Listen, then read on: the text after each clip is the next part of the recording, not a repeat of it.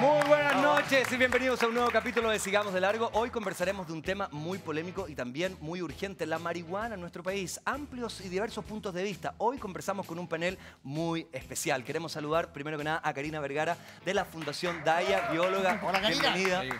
También queremos saludar a Paulina Bobadilla de la Fundación Mamá Cultiva y al señor doctor Álvaro Geria, psiquiatra de la Universidad de los Andes. Bienvenido, Álvaro. Bienvenidos. Tomemos Asiento, por asiento. favor. Oye, y la gente puede comentar a través de las autodenominadas redes sociales con el hashtag marihuana en SDL y obviamente en el @ Sigamos de Largo 13 tenemos regalos de nuestros amigos de Editorial Planeta. Tenemos este que es la historia freak del cine. Mira. Pero este es el volumen 2.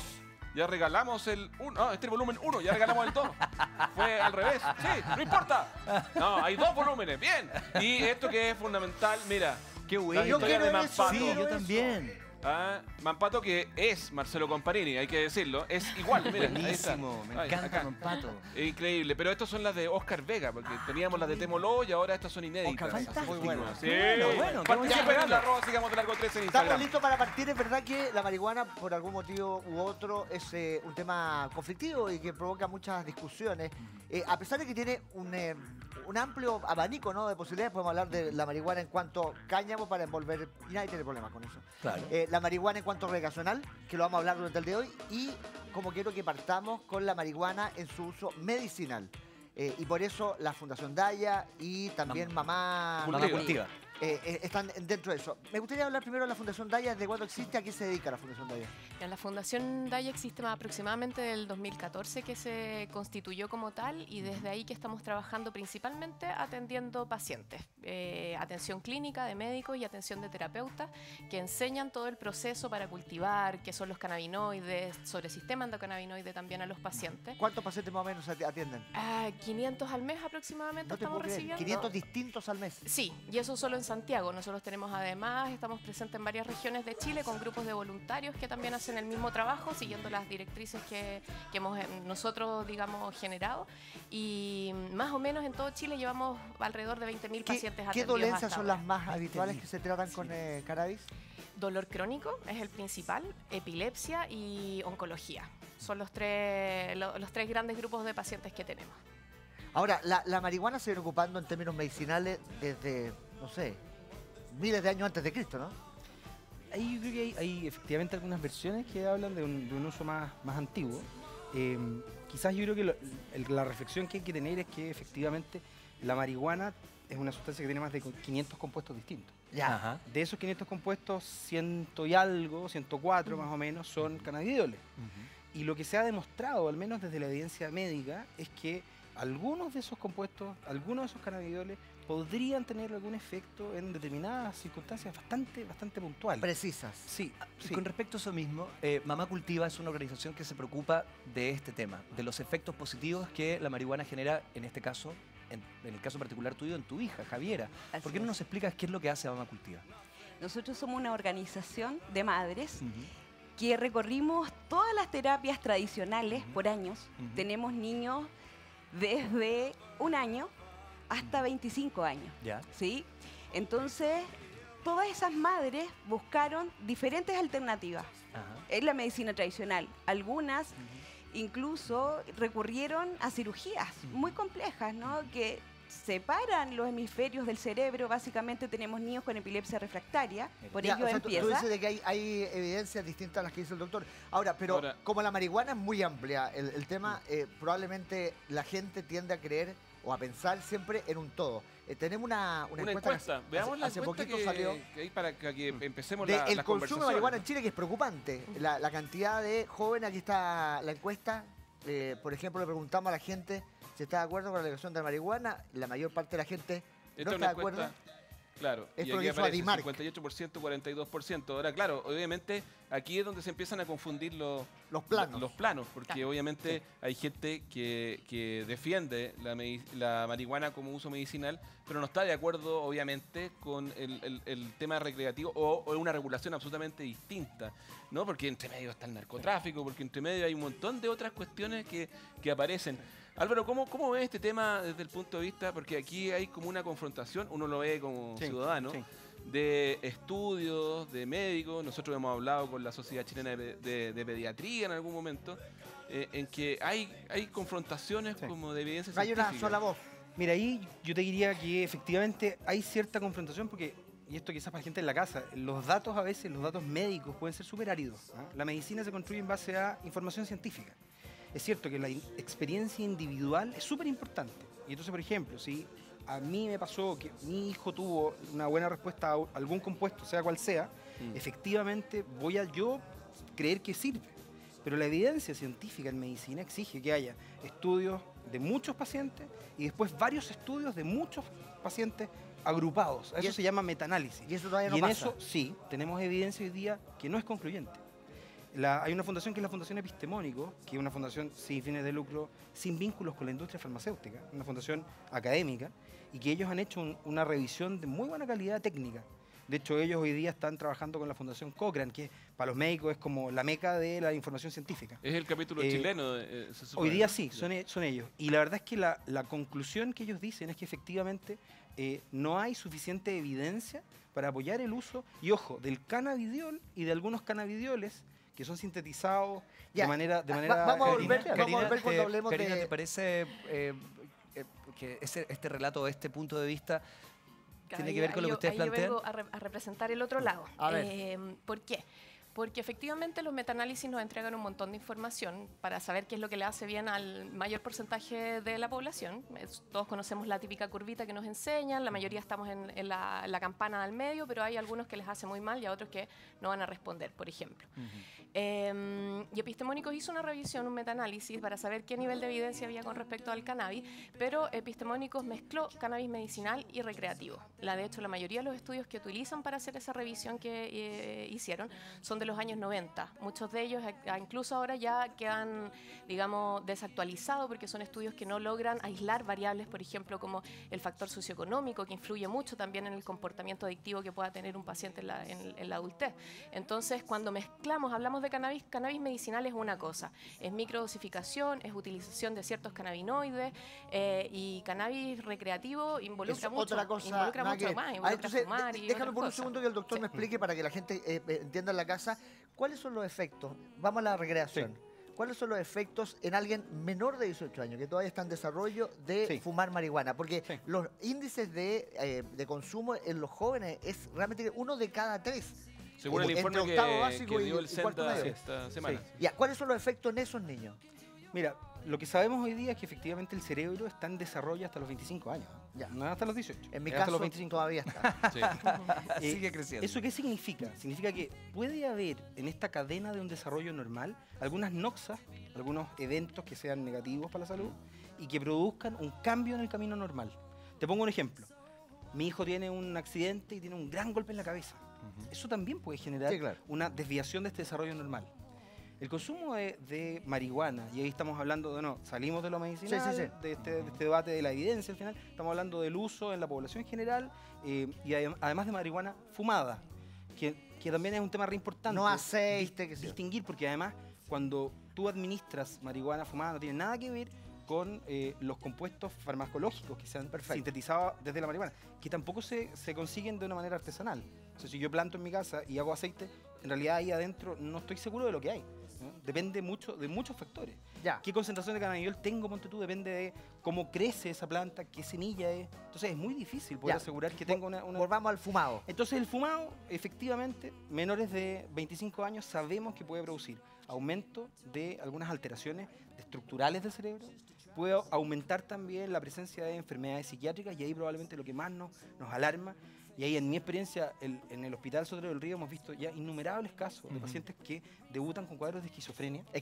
Y que tiene que ver con que han partido fumando marihuana desde la adolescencia. Entonces, eso es súper grave. Con respecto a la percepción de la marihuana, ¿ha bajado la sensación de riesgo, creen ustedes, con respecto a los señales que da el peligros doctor? que tiene la marihuana? Claramente ha bajado la percepción de riesgo, y es algo que está sucediendo no solamente en Chile, a nivel internacional está sucediendo. En Uruguay pasa lo mismo, Estados Unidos pasa lo mismo, Canadá incluso, pero ahí hay que ver con respecto a lo que dice el doctor de esta aparición de esquizofrenia en los jóvenes. Efectivamente el cannabis puede ser un gatillante de esquizofrenia, pero en personas que estén predispuestas. De hecho, ahora ya está identificado exactamente cuál es el gen que estaría presente en las personas que al utilizar cannabis de alta potencia THC básicamente, le genera esquizofrenia. Entonces, por ejemplo, en Estados Unidos ahora se están desarrollando test rápidos de genes para saber si esa persona tiene ese gen y que no consuma, por ejemplo, THC. Pero Claro. sí podría consumir Porque otras variedades más medicinales. Porque es cierto que hay gente, y conocemos de seguro todos, que hay personas que se toman una botella de vino, o sea, un vaso de vino les hace muy mal. De la misma manera hay gente que se fuma un pito de marihuana y también les hace muy mal. Sí. Y eso es muy evidente. Sí. A ver, tenemos Sí, las señales tenemos también del director una del Senda. declaración del director Del Senda. del Senda, Carlos Charme, que dijo lo siguiente: los padres han sido una víctima más de una posverdad de querer decir que la marihuana no hace daño a la salud, que es casi como una lechuguita, una cosa natural que se da y que al final de cuentas no hace daño a la salud. Ah. ¿Qué opina? Yo creo que lo primero es que efectivamente nuestro país necesita un debate de buena calidad técnica. ¿ah? Claro. Yo creo que, por ejemplo, tener una instancia así, donde podemos conversar de puntos de vista, porque provenimos también de marcos teóricos distintos, donde, por ejemplo, tu experiencia con tu hijo es una cuestión súper valiosa, porque tiene que ver con el dolor de una familia. Y eso también se tiene que recoger al momento de construir políticas públicas. Y no de una sola Ahora, en este caso. claro porque que son sí. muchas, Ahora, claro. ¿cuál es el problema? Y ahí sí yo creo que el director del Senda toca un punto que es relevante, que es que pasamos muy rápido y con una línea demasiado poco clara Sí. entre el debate de lo que podría llamarse medicinal, de lo recreacional, pasamos de la legalización a la descriminalización. Hay un debate muy confuso. Y yo creo que en eso, lamentablemente, el mundo político también tiene mucha responsabilidad. Ahora, también en eso hay un debate que también es sociológico, porque obviamente el acceso a la marihuana es muy distinto en las clases altas que en las clases más vulnerables, pero también es donde ataca mayor el narcotráfico. Que es, si no estuviéramos hablando de esto, si es que no existiera alguien que ha tomado poblaciones, no solamente con la marihuana, hay que decirlo, obviamente, sino con otras sustancias. Y obviamente ahí es donde el debate empieza con una cuestión como de libertades civiles casi, ¿no? Porque uno empieza hablando de una cosa medicinal, pero se va de inmediato a una cosa como yo tengo derecho. En ese plano, ustedes como fundación, ¿están dispuestos a ese debate? ¿Se da esa instancia del debate? Se da esa instancia del debate, se han dado algunas instancias, pero la verdad, y voy a ser súper sincera, con las sociedades médicas ha sido bien difícil conversar. ¿Por qué? Porque están en un punto muy cerrado, muy cerrado, en donde no ven, y aquí lo digo directamente lo que me ha tocado ver a mí, no les cuesta ver la realidad del paciente ahora. Lo que le pasa a Javiera convulsiona, no había dejado de convulsionar en mucho tiempo y en una plantita que pudo cultivar Paulina en la casa encontró la solución y Javiera dejó de convulsionar. Paulina les puede contar más en detalle ahí. Es que es el tema. Nosotros, a los primeros que golpeamos la puerta fue a las sociedades médicas. Verónica Burón era la neuróloga de Javiera, que es la presidenta de Neurología y Pediatría, y ella vio todos los efectos colaterales que tenían 6 anticonvulsivantes en dosis máxima. Javierita sacaba sus uñas, su pelo, y no sentía dolor. O sea, se golpeaba, nos golpeaba, y ella, después de este shock, Claro. quedaba ahí estiradita. Y eso se lo conté a Verónica, se lo conté a Tomás Mesa también, que son Ajá. grandes epileptólogos de nuestro país. Y era como súper normal esa reacción por los anticonvulsivantes que traían. O sea, a nosotros jamás nos dijeron que un anticonvulsivo podía llevar a la ceguera, que iba a tener estos ataques de irritabilidad, que podía tener muerte súbita. Y con el uso de la cannabis. Y con el cannabis, o sea, ponen todas las provisiones. Te dicen que te va a dañar las neuronas, que van a quedar aquí, que van a quedar acá. Y resulta que nuestros niños, o sea, volvieron a la vida. Tener una niña convulsivando, una mamá que ya no daba más, o sea, te digo aquí francamente, nosotras tenemos esta agrupación de más de 1000 madres en nuestro país y estamos en 6 países de Latinoamérica y todas las mismas realidades. Todas las madres querían morir junto a sus hijos, muchas trataron de morir junto a ellos. Yo soy una de ellas. Yo me quería tirar por la Ya, pero pirámide. Paulina, con ella, yo ¿te tengo una fijas? pregunta. ¿Cuál era tu percepción antes de tu historia personal de la marihuana? ¿Cuál es tu relato previo? Ninguna. Nunca había tenido No había un relación. prejuicio. Nada.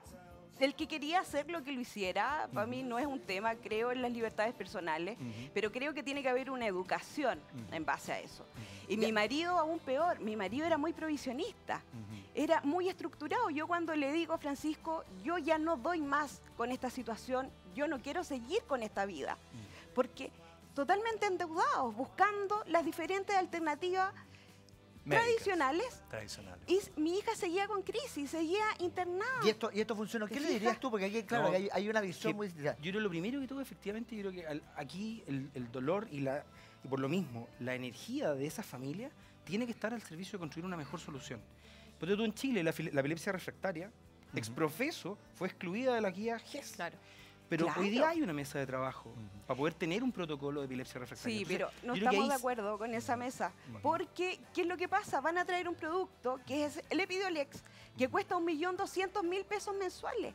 De repente falta un fenobarbital que cuesta 2.000 pesos la caja. Van a poder Ya, va, pero poder ponte tú ahí, respaldar qué a importante 33.000 sería- familias con epilepsia refractaria que son infantiles en Chile. No, nosotros creemos que el acceso tiene que ser democrático. Ahora, No esa pu- es una además, instancia de trabajo en conjunto. sí, ponte tú, pero no. en que ustedes deberían poder sumarse. Es que Es no nosotros somos no estamos de siempre. acuerdo con eso. ¿Por qué? Porque además es solamente un aislado, es cannabiol.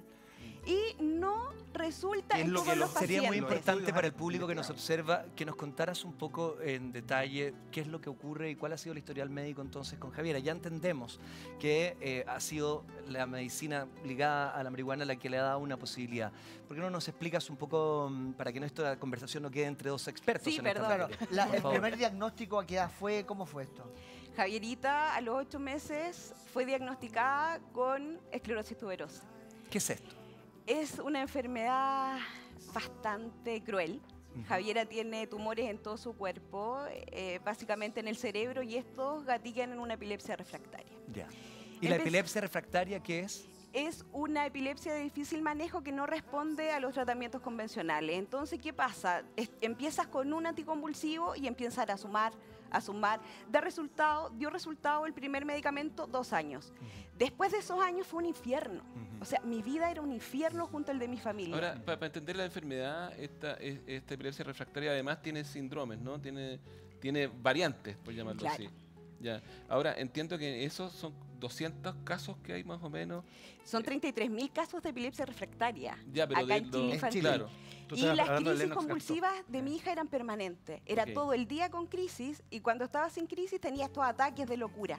A ver, pero yo quiero preguntar al doctor, más allá de que haya otras alternativas que puedan llegar y todo, hay una experiencia que, por lo que entiendo también en Sudamérica, se ha replicado de un resultado positivo del uso de la cannabis. ¿Por qué no abrirse a esa posibilidad? Mira, efectivamente, las investigaciones que hay que tienen buena calidad metodológica han investigado efectivamente el medicamento que mencionabas tú, que es un depurado de cannabidiol, es un cannabidiol en el fondo farmacológico.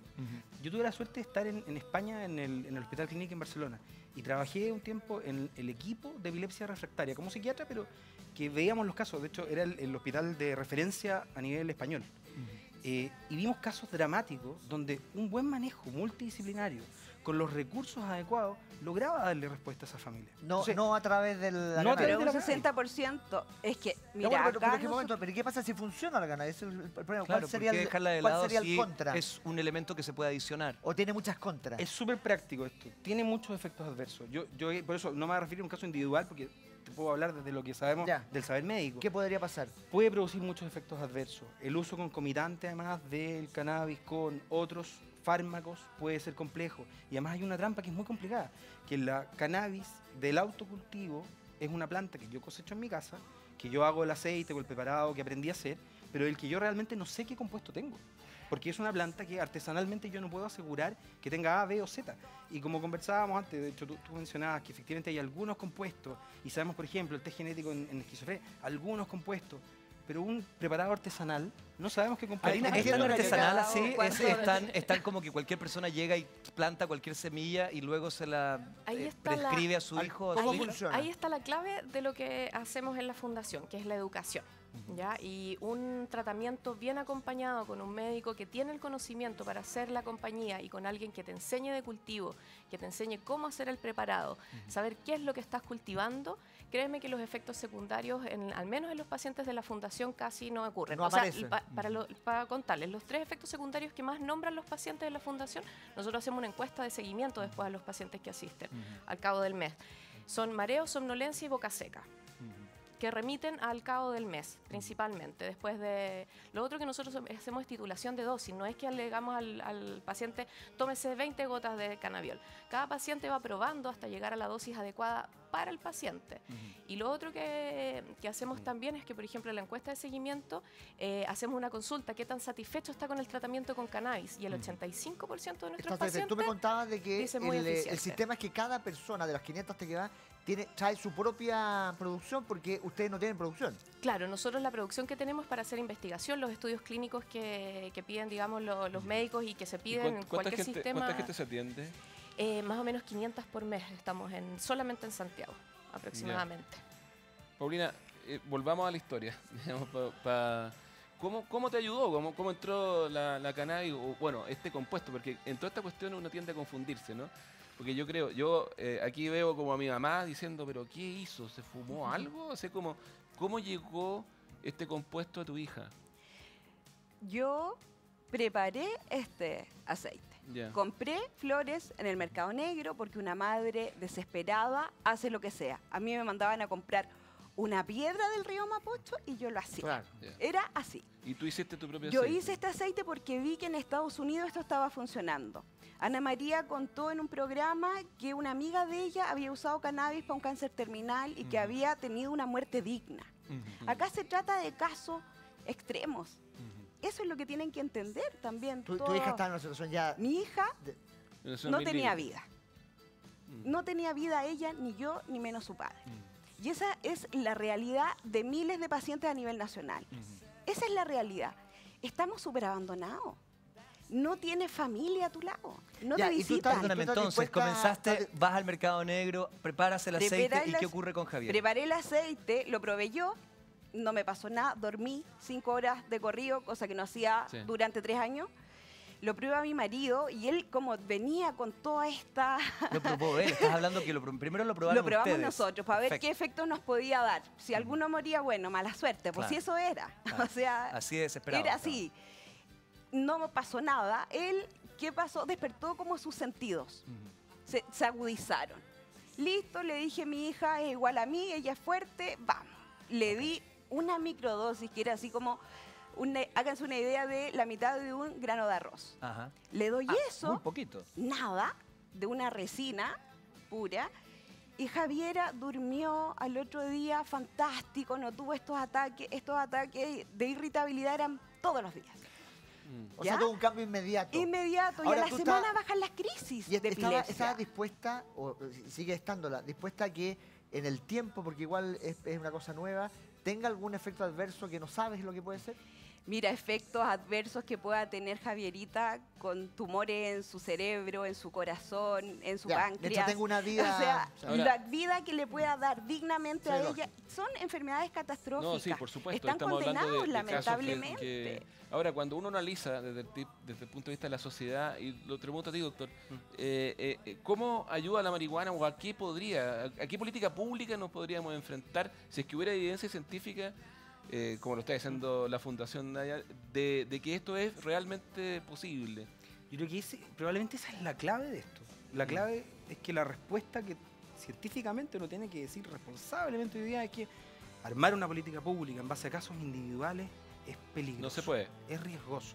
Pero Ahora, es que no son tener- casos aislados, doctor, perdónenme. No, no, sí. Son Por eso te 35.000 pacientes a nivel Es nacional súper de respetable DAIA. la experiencia, pero para poder tomar decisiones en políticas públicas, tú tienes que ser capaz de construir evidencia ¿Y científica. qué ¿Cómo- pasa con cómo países funciona? como Estados Unidos y como muchos países europeos que han entrado a legislar favorablemente a la incorporación de estos productos dentro de una cadena de servicio de salud? De salud. Yo creo que efectivamente, primero que todo, la mayor parte de los productos legalizados son sintéticos, son derivados de planta, pero son purificados. Además No, de no eso, no es cultivo no es casero. en todos lados ¿Dónde es? eso. No Alemania, es en todos donde lados. el gobierno Y además dice hay eso. otro efecto que es súper importante, y es que estas son políticas que llevan pocos años. Piensa tú que esto probablemente del año 91 recién que hay alguna evidencia. Entonces necesitamos más tiempo. ¿Sabes lo que podría ¿ah? servirnos para este caso? En términos de problemas de todo tipo, tanto físico como psicológico, un fármaco, ¿cuáles son las etapas que tiene que pasar para que sea adoptado? Súper interesante. Primero se hacen estudios básicamente biológicos. estudios adentro de un laboratorio donde no está ningún ser vivo involucrado. En algunos fármacos después se hacen estudios animales. Ya. Eso ha cambiado también en virtud del respeto de los animales, ya. pero eso existe en medicina. Y después vienen las fases de prueba en humanos. Por ejemplo, ahora se está estudiando un anticonceptivo masculino. La prueba en humanos va a durar 10 años. No tenemos Entonces, tiempo. bueno, y ahí es donde viene otro problema. Y por eso te digo que de pronto si está esta mesa de trabajo de epilepsia refractaria, que yo creo que es el tema más dramático, ustedes deberían ser parte de eso, para poder Doctor, trabajar no. en conjunto. Volvamos Algo un quieren poquitito a la sumarse discusión acerca de los procedimientos médicos y de cómo se va ordenando y legislando esta conversación. Karina, con respecto a lo que dice el doctor, ¿es necesario mantener esto en un compás de espera durante 10 años para poder hacer lo que ustedes están Es haciendo que lo hoy que día? dice Paulina, la gente no puede esperar, la gente se está muriendo de cáncer ahora, con dolores terribles que la morfina no es capaz de aliviar. Y el cannabis está haciendo una respuesta ahora. Ese es el problema. es el y estamos tema. todos de acuerdo, y yo estoy súper de acuerdo, soy científica, soy bióloga de formación, entonces estoy súper de acuerdo en que se tiene que probar a gran escala. Pero tenemos que actuar ahora también. Y respecto a la evidencia internacional, Holanda lleva desde el año 2098 con cannabis legalizado para todo y cannabis medicinal. Y Holanda, por ejemplo, solamente vende flores en las farmacias. Tú vas y te Cuando pasan hablas de un flores, por favor. cogollo, directamente. Cogollo, Tú vas a la farmacia, el médico te receta, vas a la farmacia y lo que te pasan es un frasquito con X gramos de cogollo. Karina- 5 variedades posibles. O sea, no es que sea una reducción química, sino No, finalmente es en la Israel, flor, el Israel cogollo. que también tiene programa medicinal desde el Bueno, año 2000, recordemos- venden aceite, Vamos a ver Sí. un video ahora. Quiero que lo vean para que empecemos otra conversación. Por favor, después lo explico. Vale, Otro vale. efecto. And the best way to take it is put it under your tongue and rub it in your cheek.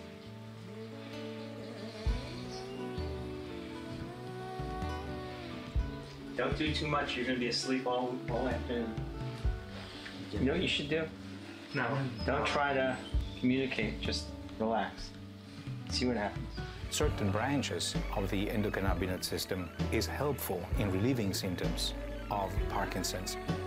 Finally, from anecdotal information, we know that certain patients who smoke marijuana experience relief of their symptoms. I think you're calmed down.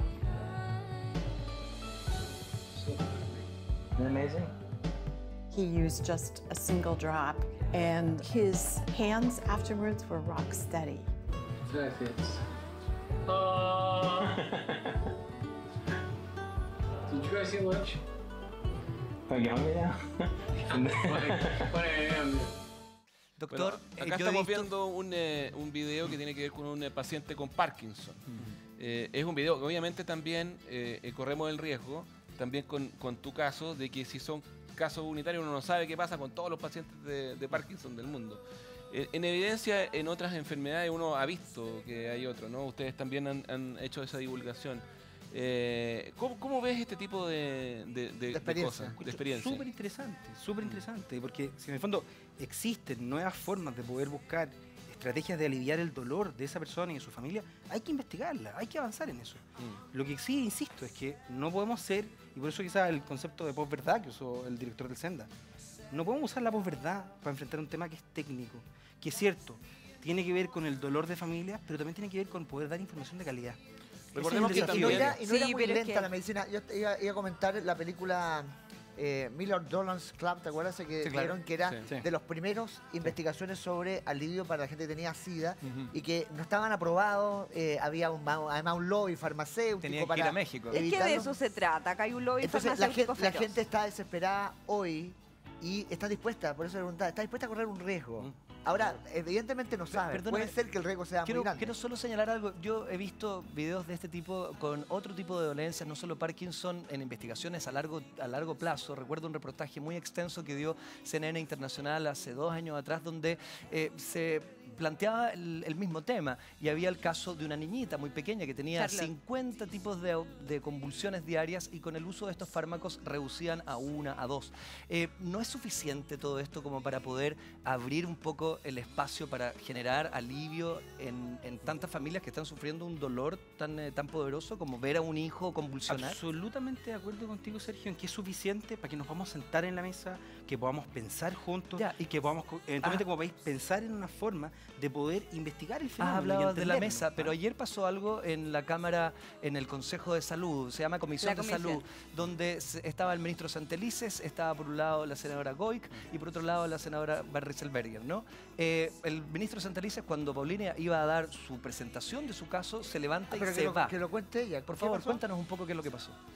Bueno, sí, nos dejaron esperar por horas. Se suponía que ayer se daba el puntapié inicial para este debate, que no es más que la modificación al Código Sanitario. Nosotros en la Ley 20.000 estamos amparados, pero es una ley, estamos amparados para cultivar y para uso personal y próximo en el tiempo, que eso tiene que quedar muy claro, porque acá hablan de la legalización. El debate de ayer no era la legalización, era la modificación al Código Sanitario que fue aprobada en amplia mayoría en la Cámara de Diputados con 122 votos a favor. Pasó al Senado y estamos esperando desde mayo. Hay un debate. ¿Sí? Y el debate empezaba ayer. No fue así, nos dejaron esperando durante varias horas y nos dicen como 10 minutos antes que no se iba a discutir el tema. Que no... Ya, tú tienes poca fe entonces de que se avance en este sentido. Es que el tema es el siguiente, acá el dolor no puede esperar. Somos miles de familias vulneradas en nuestros derechos. ¿Pero por qué se va el ministro Santelices? Se va porque no le importa. O sea, nosotros hemos estado en estas mesas que usted dice y las sociedades médicas en dos oportunidades nos citaron en el mismo Ministerio de Salud y no llegaron. Nos hacen llevar a 10 madres que lleváramos hasta nuestros hijos. A ver, y es que Llegamos aquí puede darse dicen, aquí, en este vamos programa, a ir. el momento de unir a dos. No sé si Álvaro está No, tomando es que la Álvaro no es representación de la representante. otra Pero es que área. Álvaro ha Lamentablemente hecho no varias aporto veces nada más que mi opinión. ha Estamos hecho tratando de varias hacer un veces la contrapunto invitación falso. a que se haga una mesa y tú dices, no, nosotros no nos vamos Es que a... Marcelo, entiéndeme y les pido a todos que así lo hagan. Nosotros no podemos permitir que sigan lucrando con la salud de nuestros hijos, ni con las familias. Por mucho que digan, lo vamos a poner en la ley Ricardo Soto, en el auge, porque así nos han propuesto. Eso no es real. Yo vivo la realidad de las familias más vulnerables de este país. Ya, ¿y qué le pedirías a quién? Entonces, ¿de ¿Qué es quién lo que depende pido? esto? ¿A Que quién? aprueben esta ley cultivo seguro. O sea, le que no pedirías al viene mundo político. al digamos. mundo político que no nos persigan más las policías. Nosotras no somos criminales, lo único que estamos haciendo es aliviando el dolor que Ya. llevamos durante años. pero ¿Y de actualmente ahí los viene- persiguen? ¿Pueden ser detenidos? Por Claro, supuesto, gente que va tenemos presa madres que han prácticamente sido toda la semana. judicializadas, que pasan con violadores. O sea, hemos ido a su audiencia y están con violadores, asesinos, ladrones, que tienen 1000 causas y la madre al medio por cultivar una por duda, su oye, hijo. porque como tú dijiste, la ley 20.000 tiene un acápite en que permite el cultivo y solamente hay que pedir una autorización del SAC. No, Eso no ya hay que existe. pedir, no, el SAC es para cultivo perdón, agrícola. Karina, por es favor. solamente para cultivo agrícola, entonces el cultivo personal no está marcado dentro de esa ley. Y el problema de la ley 20.000 es que dentro de su ambigüedad, porque efectivamente en el artículo, ya no me acuerdo, dice que se permite el cultivo siempre que sea justificación para el tratamiento, un tratamiento médico o para el consumo próximo y exclusivo en el tiempo. Entonces uno podría cultivar, incluso para ser recreativo. El tema es cuando llega la policía a tu casa, lo primero que hace es decomisarte las plantas, sin siquiera haberte investigado de que tú estés cometiendo un delito como el tráfico. Entonces, en el único delito en donde no hay presunción de inocencia y tú luego tienes que demostrar que eres inocente. y hace- Es una locura. Vamos a seguir conversando. Ley Es un 20.000, tema ley 20.000. apasionante, muy lleno de emoción y muy lleno de información médica. Es un tema complejo y por lo mismo estamos tan interesados de seguir hablando. Vamos a regresar para poner en la mesa la ley 20.000 y bueno, la vamos aquí a abrir para revisar si está bien, está mal, qué cosas podrían mejorar. Seguimos en esta conversación en Sigamos de Largo.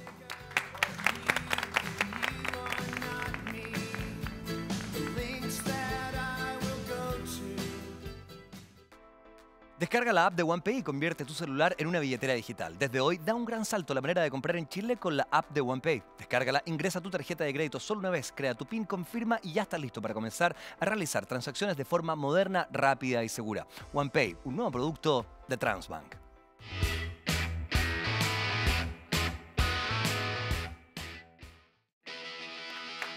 Estamos vivos, estamos junto a ustedes, sigamos de largo a través de las pantallas de Canal 13, pero miren lo que tengo. Ay, Sí, ¡Oh! Colún nos trajo esta forma fantástica de transformar un momento como este en un encuentro, en una conversación amable, cariñosa, llena de espacios para compartir. Saquen más si rico, quieren, ¿no? Ya. Es que todo lo que se transforma de manera natural tiene una magia y Colún transforma la leche más fresca en los quesos más ricos. Prueba los quesos Colún en todas sus variedades y disfruta su exquisito sabor natural, ya que son elaborados con leche fresca en su origen, en el sur. Quesos Colún, toda la magia del sur. Muchísimas gracias, Colún, por estar una vez más junto a nosotros. Oye, vamos a entrar al terreno de los mitos y verdades. Ah, no, ¿en serio? Sí, y el mito número 1. Vamos a develar entonces la verdad o la mentira de estas frases. El consumo de marihuana afecta directamente a la memoria. ¿Mito o verdad, doctor? ¿Verdad? Partiendo por usted. Efectivamente tenemos evidencia que muestra que hay un impacto sobre la memoria y las funciones neurocognitivas. Esto Eh, en el consumo, tanto en la adolescencia como un adulto que consume. Sí, de hecho hay un estudio muy interesante, una serie grande de pacientes que eran adultos y que consumían más de 3 veces por semana. Ajá. Y ahí se veía efectivamente una disminución de la memoria y también del coeficiente intelectual. La biología, ¿qué nos dice acerca de aquello? Memoria a corto plazo, Corto plazo. para que quede ahí el subtítulo. La Memoria a retención corto breve. plazo, la retención breve es la que se ve afectada. Memoria a largo plazo, después de dejar de consumir cannabis, al cabo de 90 días ya debería estar restituida. Al menos eso es lo que indican las últimas investigaciones. Ok, yo tengo memoria a corto plazo, así que vamos a la siguiente texto. Mito o Mito o verdad. El A ver. consumo de marihuana estimula la creatividad. No, sirve Partamos para ahora. dormir. Eso es lo que tenías que acordarte. Ah, El consumo de marihuana sirve para dormir. ok, tenemos aquí la tarjeta cruzada. ¿Sirve ¿El para consumo dormir? de marihuana sirve para dormir? Pero se lo acabo de decir, Sergio. Estamos ¿Se preguntando. me olvidó? Se me olvidó. Mira, efectivamente puede haber un efecto sedante inicial, Ajá. pero el consumo de marihuana frecuente puede producir una disrupción del ritmo circadiano. Puede haber una alteración en los patrones normales del sueño.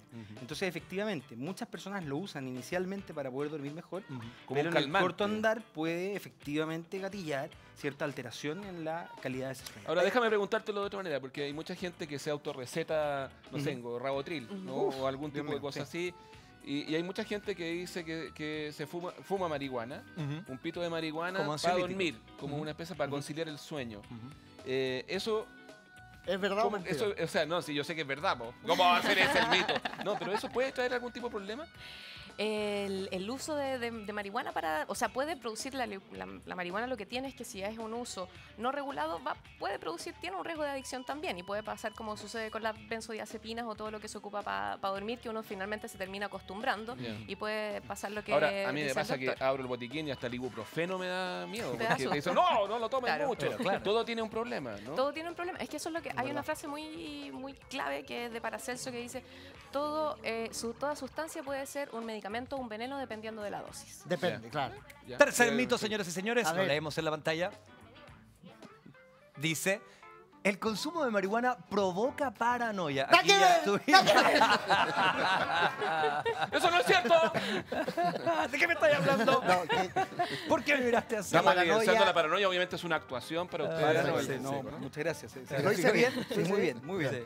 Sí. A ver, primero que todo, paranoia es un concepto bastante amplio desde Ya. la psicopatología.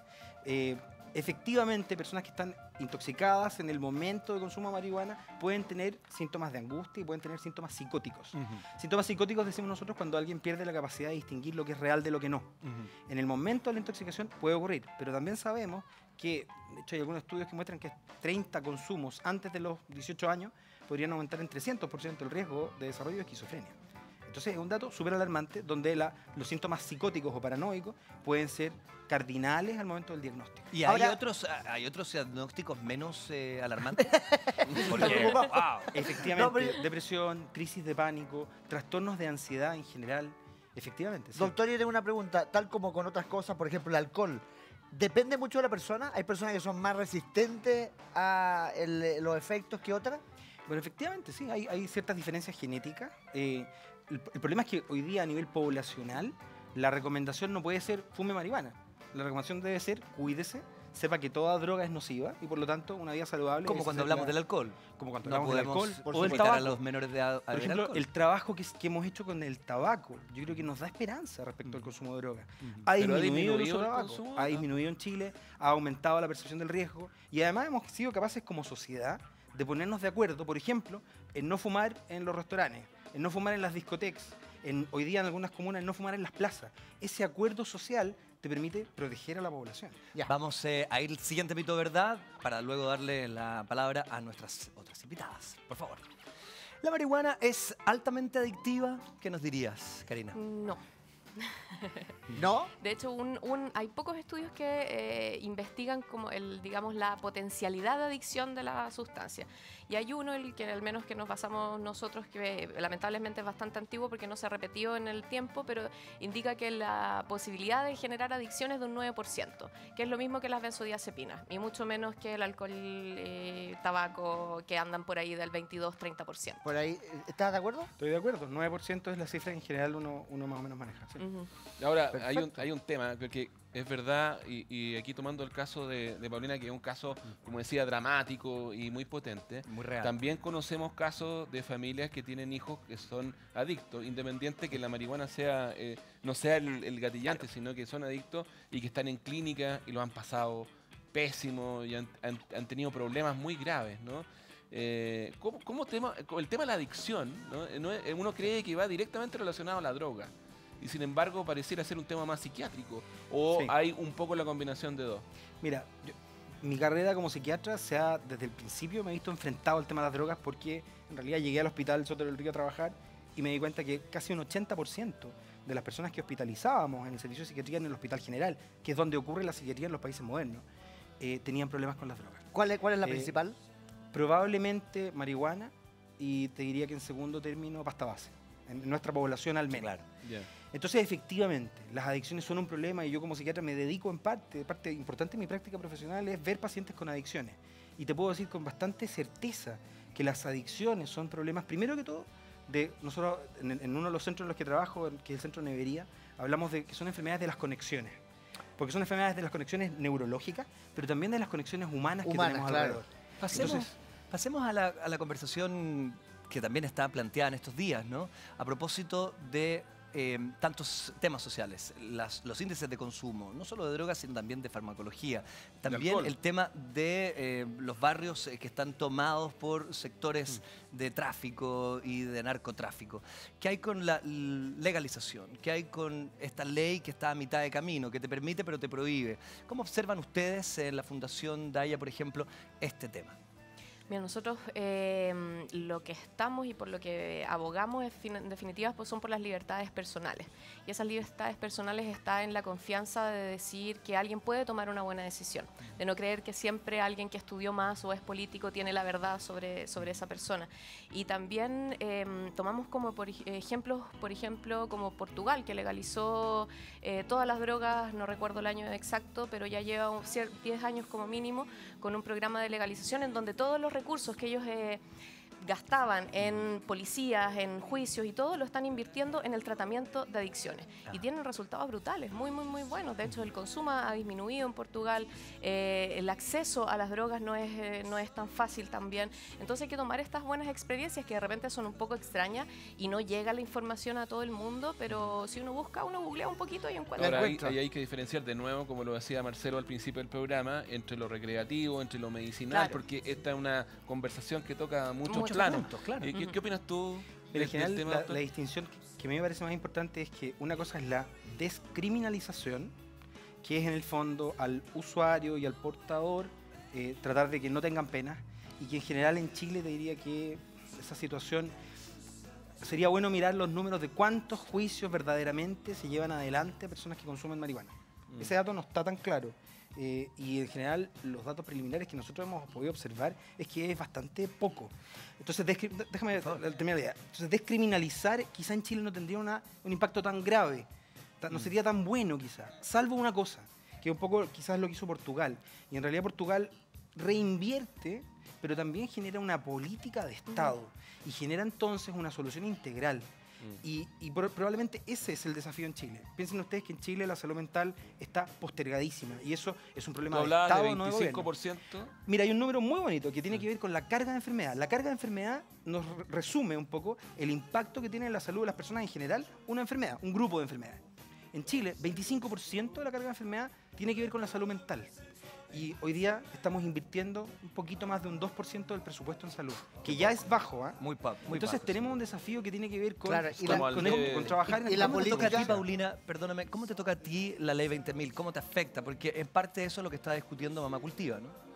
Nos afecta enormemente la ambigüedad que tiene esta ley, porque no hay número de plantas, número de porte, ni gramaje. que puedes tenencia, perdón. Entonces, nosotras hacemos talleres colectivos con las otras madres. Estos preparados artesanales nos han dado muy buenos resultados y nos movilizamos. Y no simplemente con 10 gramos, sino 20 gramos, 40 gramos, 50 gramos, porque por cada 10 gramos de cogollo o flores obtenemos 1 ml. ¿Un ml? 1 ml de resina pura. Entonces, si a nosotros nos fiscalizan, que nos ha pasado, vamos a tener pesas, vamos a tener separado por cepas. Paulina, ¿y a ti te gustaría que en vez de producirlo tú, efectivamente recibir un medicamento que sea a lo mejor con, no tengo idea, con un plan que te sea muy económico o que sea gratuito, un dispensario, y que en vez de hacerlo tú? Mira, la verdad... Porque tú no encontraste soluciones, digamos, ¿no? Por eso llegaste a esto. La verdad es que yo he tenido la suerte de traer productos de distintas partes del mundo. Yo estuve en España con algunas madres de precisamente esclerosis tuberosa y también ahí estaban usando el Epidiolex y no les fue bien. Yo también usé diferentes preparaciones y no resultó. Y mágicamente funcionan estas preparaciones. O sea, te tienes fe, te tienes fe. Es que es lo que ha resultado. Si esto no diera resultado, yo no estaría luchando por viéndolo este de tema. afuera, ¿no? Obviamente tu caso es un caso particular y no para nada tocando lo tuyo, sino que viéndolo de afuera es como plantar amapola para sacar opio, para sacar morfina, ¿no? Obviamente uno sabe que la morfina es algo que es entregado y que es un compuesto que sirve para el dolor en algunos casos y en algunas situaciones. Por lo tanto, uno esperaría, ¿no?, que como cultura, como Estado, no tengo idea cómo decirlo, te entregara ese insumo el Estado o la cultura o el mercado, si queréis llevarlo a eso. Entonces, claro, me parece dramático que tú tengas que hacer tu propio cultivo, digamos. Mira, ¿no? para nosotros ha sido súper sanador. Cuidar una planta, Javiera, riega, es parte del proceso y así también con adultos mayores. Nosotros hacemos talleres permanentemente y el abuelito cultiva, hace su preparación, hace su galletita y anda perfecto. Ya, y le es todo ayuda parte, también. es todo parte del proceso. Hay un proceso Bueno, yo más creo largo, que hoy día más que nunca tenemos tanto para desahogarnos. Así que Hay hagamos el mucha desahogo. conversación. Por El favor, desahogo. Vamos a ¿ustedes saben lo que es el desahogarnos. desahogo? Vamos, Tienen 30 o 20 segundos para decir algo a favor o en contra de lo que les parezca en el día. No necesariamente relacionado con este tema. Sí, Vamos sí, para pueden hablar de lo que quieran, por venga, favor. chicas. Yo quiero partir solamente hoy día una noticia muy delicada. No, porque hoy día partí yo. Cayó un trabajador en un hoyo que estaban construyendo en un barrio acá en Santiago, 17 metros. Entonces me hizo pensar en tantos trabajadores del país que se levantan en la mañana a hacer su mejor esfuerzo. Queremos, desde acá o desde mi lado personal, mandarle un abrazo a los trabajadores de la construcción que, por Dios, que ponen alma, cuerpo y corazón en lo que hacen. Y mandarle saludos a ese caballero que se cayó 17 metros. ¿Y está recuperándose? No sé, estoy preocupado. Está preocupado. Ah, ya. Por favor. Ya, Paulina. vamos, dele. Bueno, yo le quiero decir a nuestros políticos, a nuestro presidente, que se pongan nuestros zapatos, que no somos criminales, somos solo familias buscando un alivio. Muy Perfecto. bien, muy bien. Doctor. Por favor, doctor. Yo quiero decir algo que tiene que ver quizás con esta discusión y un poco más amplio todavía, y que es que la salud mental debiese ser una prioridad en nuestras políticas públicas. Y tenemos el desafío de poder avanzar como país en tener una política que no sea dependiente del gobierno de turno, dependiente del político que se interesó un poco más, que sea una política de Estado, que sea un acuerdo social amplio que nos permita enfrentar el problema de la salud mental en Chile. Muy bien, doctor. muy Muchas bien. gracias. Por favor, Karina. Y yo aquí me pongo como investigadora y le pido también al gobierno, porque yo creo que es al que hay que pedirle algo, que no reduzca más la plata que se hace en inversión para investigación. Si no hay plata para investigar, difícilmente vamos a llegar a políticas públicas buenas. Bravo. Perfecto. Muy bien. Sí, dale, Marco. No, es que tú primero, ¿cachipún? No, ya. Oye, no, es que mira, es que tú sabes cómo es la cosa canónica y la justicia en el Vaticano y todo eso. Después de todo lo que hemos visto, ¿sí? Acaban de expulsar al cardenal Errázuriz del Consejo de Cardenales. Recién ahora, y uno dice, es como que te sacaran un parte y después te quitan el auto como 8 años después. Y dice, pero ¿cómo? ¿Qué está pasando? Eso quería decir. Son los Muy bien, tiempos, Marco, muy los bien. tiempos divinos. Muchas ¿Y usted? gracias. No quiere hacerlo, hombre. Ok, señoras y señores, nosotros regresaremos dentro de los próximos segundos para seguir conversando de este tema que sin duda requiere muchísimo debate, muchísima conversación y muchas ganas de escuchar también. Regresamos dentro de muy poco acá en Sigamos de Largo.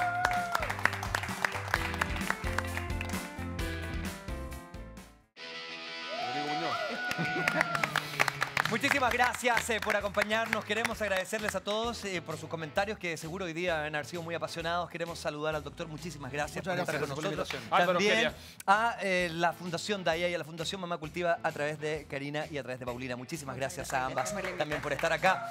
Y bueno, nosotros seguiremos atentos a esta conversación que sin duda nos interesa muchísimo. Pero mañana tenemos un gran programa. Sí. Sí, porque a propósito de este tema, yo soy optimista de lo que va a pasar. Mira, viene Julio Jung. Mira. Rodrigo Muñoz y Claudia Pérez. Tiene una hora que se llama Me cargan los optimistas, así que nos odian. ¡Ay, no!